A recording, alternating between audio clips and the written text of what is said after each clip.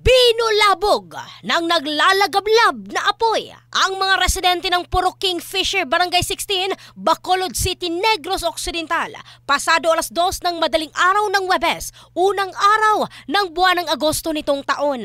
Ayon kay Fire Superintendent Ginny May Masip, Fire Marshal ng BFP Bacolod, umabot sa third alarm ang sunog bago tuluyang naapula alas 3:34 ng madaling araw. Nagsimula umano ang sunog dakong alas 2:42 ng madaling araw sa second floor ng bahay na pag-aari ni Florentino Sevilla na inuupahan ni Gerald Arroyo na mabilis namang kumalat sa kabahayan na karamihan ay gawa sa light materials. Nag-overheat na ceiling fan ang pinaniniwalaang sanhi ng sunog na nag-iwan ng tinatayang 675,000 pesos na pinsala. Sa talaan ng Department of Social Services and Development ng City Government, as of alas 7:17 ng umaga ng Biyernes, nasa kabuang 12 bahay ang natupok at 6 naman ang bahagyang napinsala. Apektado ng sunog ang 27 pamilya o 79 na individual. Wala namang naitalang casualty, ngunit may isang lalaking nagtamo ng mga paso sa katawan na agad namang binigyan ng medical attention, habang ang LGU at iba pang concerned agency